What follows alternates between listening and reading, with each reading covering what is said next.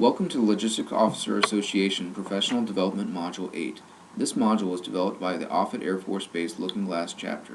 The purpose of this module is to provide you with a better understanding of the RC-135, OC-135, WC-135, and E-4B missions and the associated logistics challenges as they are applied globally, supporting 8 COCOMs simultaneously, around the clock, 365 days a year. In this module, we will discuss the 55th Wing's mission, 7 of the 8 different aircraft assigned to the 55th Wing, and the various logistics challenges associated with the small fleets of highly specialized aircraft. The aircraft discussed in this module are assigned to the 55th Wing at Offutt Air Force Base, Nebraska. The EC-130, also assigned to the 55th Wing at Davis-Monthan Air Force Base, will not be discussed in this module.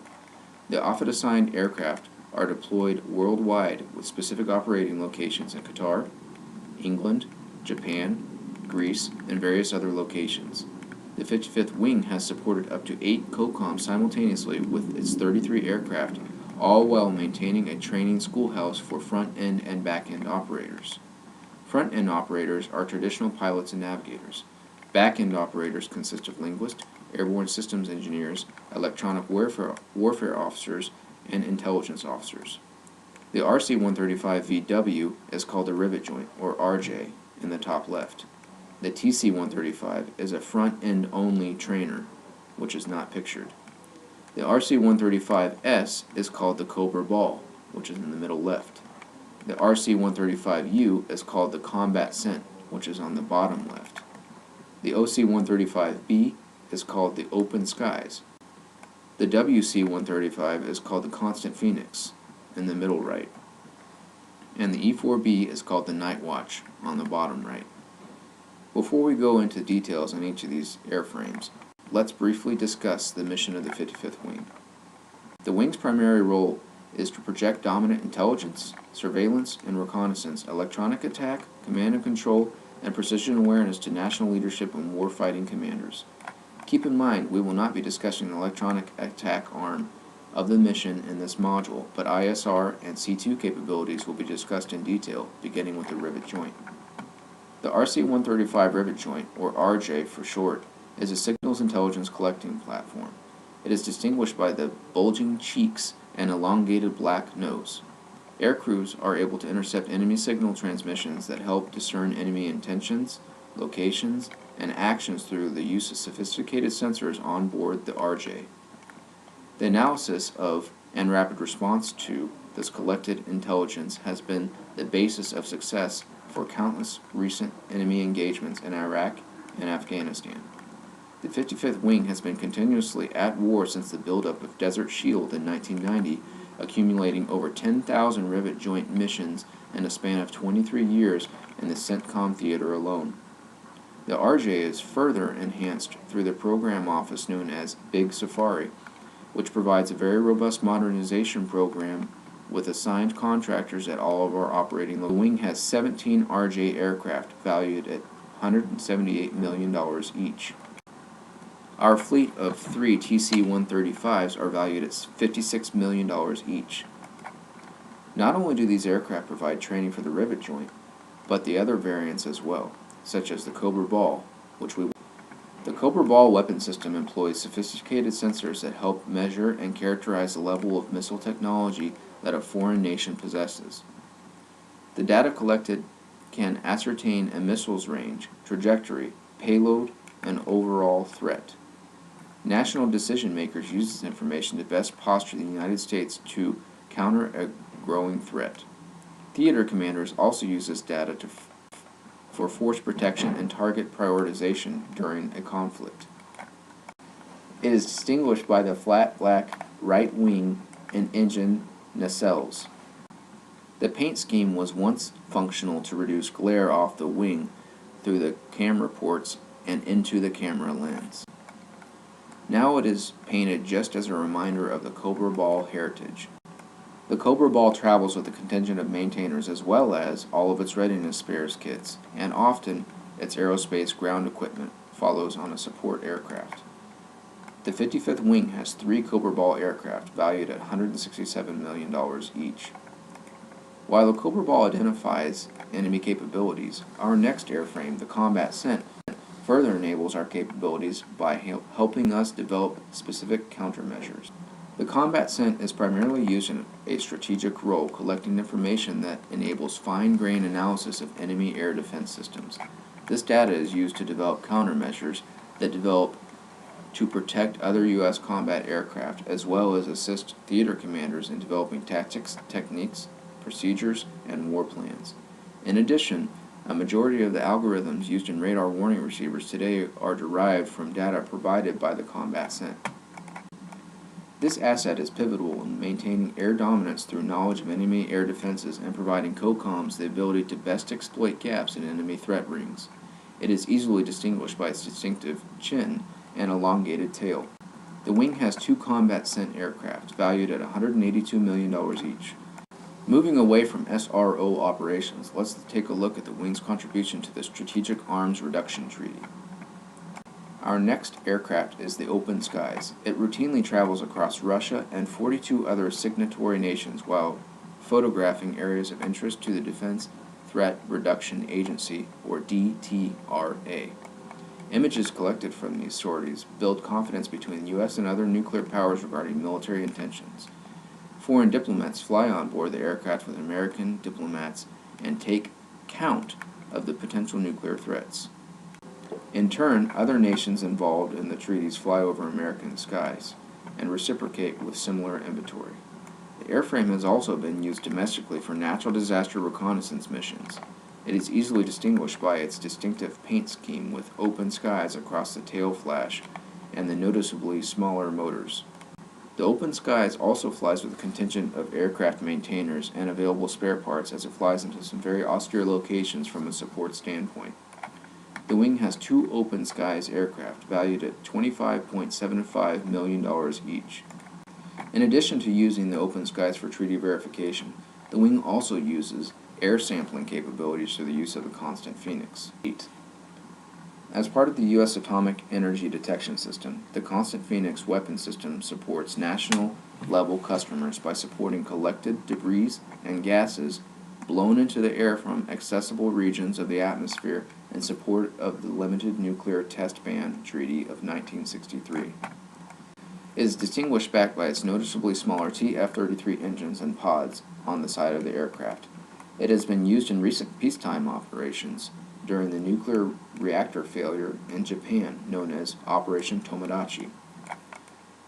Due to the success of this mission, the 55th Wing developed a new decontamination procedure that has since been adopted by the FAA and DoD. The 55th Wing has two Constant Phoenix aircraft valued at $75 million each. The Constant Phoenix is the last aircraft where we will discuss ISR capabilities, but the 55th Wing also has one airframe, the E-4B Night Watch, which supports the command and control aspect of the wing's mission. The E-4B serves as the National Airborne Operations Center for the President, Secretary of Defense, and Joint Chiefs of Staff. In case of national emergency or destruction of ground command and control centers, the aircraft and crew provide a highly survivable command, control, and communication center to direct the U.S. forces, execute emergency war orders, and coordinate actions by civil authorities. The aircraft is derived from the civilian Boeing 747 airframe. Its interior encompasses 6 functional areas: a command work area, conference room, briefing room, an operations team work area, and a communications and rest area. The aircraft provides a crew complement of up to 112 people, including Joint Service Operations Team, an ACC flight crew, a maintenance and security component, a communications team, and selected augmentees. In order to provide direct support to the President, SecDef, and JCS, at least one E-4B is always on alert at one of the many operating locations. The 55th Wing has 4 E-4B aircraft, valued at $750 million each. With such small fleets, highly specialized modifications, and a third to half of the aircraft in scheduled maintenance, such as periodic or isochronal inspections and program depot maintenance, logistics can be challenging. Some logistics challenges, typical to all aircraft that must be carefully managed, are supply, scheduling, and spare aircraft, configuration management, metrics, aircraft status, inspections, deployments and workforce considerations, and security. Now that we have discussed our airframes, let's discuss some of the challenges that logistics officers face when dealing with a small fleet, highly specialized weapon system. Supporting up to 8 COCOMs simultaneously takes a lot of logistics. For the C-135, except open skies, an organic supply system is supplemented by contracted logistics support through Big Safari. The open skies in particular uses only an organic Air Force supply chain. The E-4B relies on an organic supply chain supplemented by contracted logistics supported through Boeing. This drives challenges such as the inability to inform contractors of product deficiencies through the PQDR, driven by a lack of quality reporting systems that traditional Air Force supply systems employ.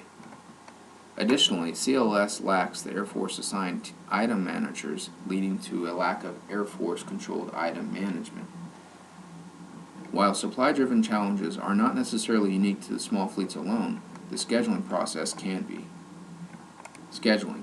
To balance the scheduled maintenance with extended deployments and aircrew training at home stations, schedulers must work closely with 4 squadrons to ensure mission accomplishment for 6 C-135 variants and the E-4.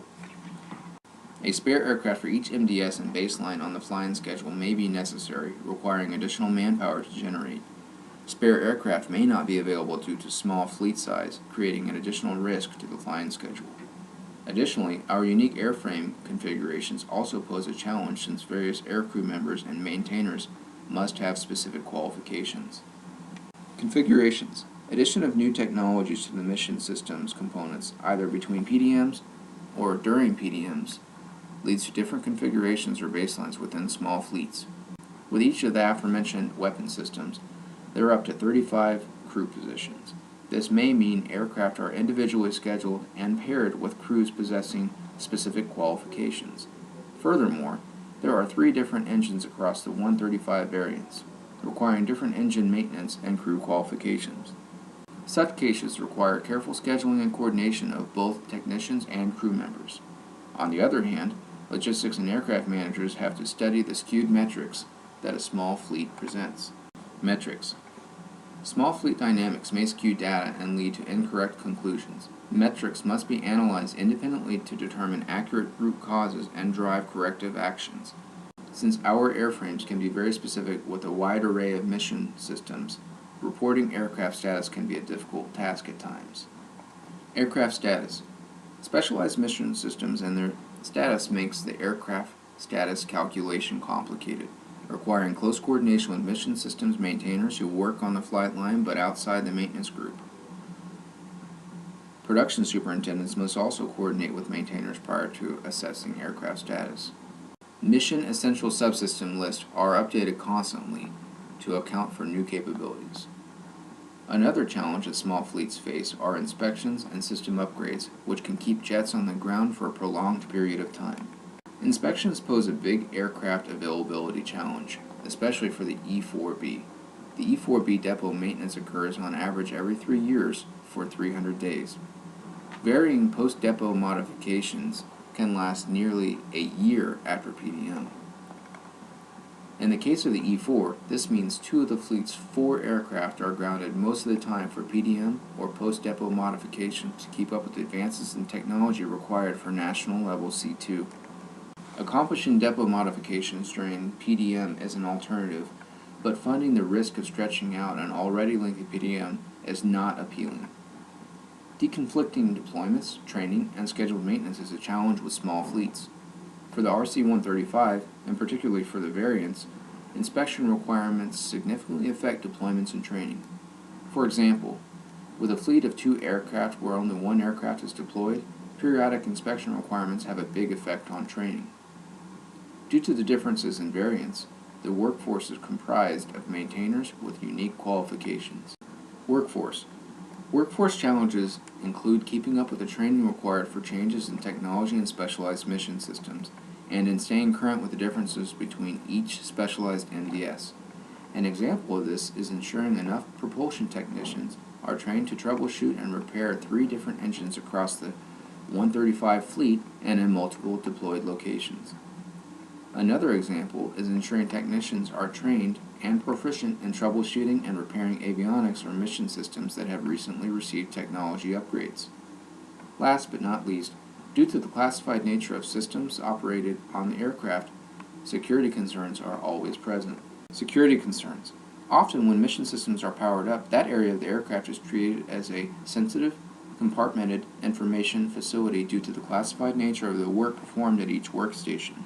In such cases, traditional maintenance tools, such as laptops' access to technical data through the flight line Wi-Fi, are prohibited from use, not to mention not having a cleared technician available to work on those systems in a red ball type situation. From a logistics perspective, it would be best to bring all aircraft of a certain type up to the most current capability in a world unconstrained by resources. Although it is a good thing that technology allows for new capabilities to be fielded quickly in support of the 55th Wing mission, new capabilities create different configurations for individual aircraft, making it difficult to manage using traditional logistics methods. From a logistics perspective, it would be best to bring all aircraft of a certain type up to the most current capability in a world unconstrained by resources. Although it is a good thing that technology allows for new capabilities to be fielded quickly in support of the 55th Wing mission, new capabilities create different configurations for individual aircraft, making it difficult to manage using traditional logistics methods. Multiple types of aircraft with their own unique capabilities and missions create many challenges for the logistician. Therefore, a logistician working with small fleets and fleets within fleets must be innovative, flexible, and able to work closely with their operations counterparts to ensure mission-ready systems, aircraft, and crews.